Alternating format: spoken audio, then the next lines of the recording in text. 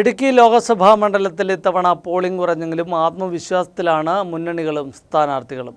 തങ്ങളുടെ ശക്തി കേന്ദ്രങ്ങളിൽ മികച്ച പോളിംഗ് നടന്നത് വിജയത്തെ സ്വാധീനിക്കുമെന്ന പ്രതീക്ഷയിലാണ് ഇടതുപക്ഷം. അതേസമയം കള്ളവോട്ട് ചെയ്ത് തെരഞ്ഞെടുപ്പിനെ അട്ടിമറിക്കാൻ CPM ശ്രമിച്ചതായാണ് കോൺഗ്രസ് ആരോപിക്കുന്നത്.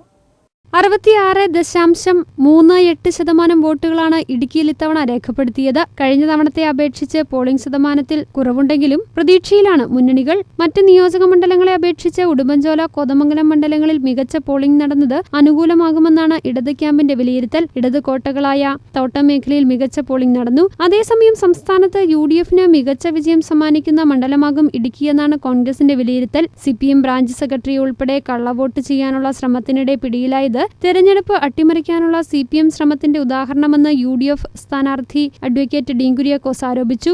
100% അത് തെളിയിക്കപ്പെട്ടു. CPM ആണ് പ്രതിയെന്നും തെളിയിക്കപ്പെട്ടിരിക്കുകയാണ്. CPMന്റെ ലോക്കൽ നേതാവ് ഇപ്പോൾ കള്ളവോട്ട് കേസിൽ അറസ്റ്റിലായിരിക്കുകയാണ്. അപ്പോൾ അത് ആസൂത്രിതമായി തെരഞ്ഞെടുപ്പിനെ അട്ടിമറിക്കാൻ വേണ്ടി ഭാരവാഹിത്വമുള്ള CPM നേതാക്കന്മാർ കള്ളവോട്ട് ചെയ്തു എന്ന് പറഞ്ഞാൽ അത് ആസൂത്രിതമായി ജില്ലാ നേതൃത്വത്തിൻ്റെ അറിവോടുകൂടി തന്നെയാണ്. അത് വലിയ നാണക്കേടാണ്. അതിലുപരി ഈ തെരഞ്ഞെടുപ്പ് സംവിധാനത്തെ അട്ടിമറിക്കാൻ വേണ്ടിയിട്ടുള്ള അവരുടെ ഒരു ആസൂത്രിതമായ ഗൂഢാലോചനയായിട്ട് കൂടി നമുക്ക് കാണാൻ കഴിയും. പലയിടത്തും, അതായത് രാജകുമാരി പഞ്ചായത്തിലും ഉടുമ്പൻചോല പഞ്ചായത്തിലും തമിഴ്നാട്ടിൽ നിന്നും വോട്ട് ചെയ്ത് ഇവിടെ വന്നെത്തിയ ആളുകളെ കണ്ടുപിടിക്കുകയുണ്ടായി.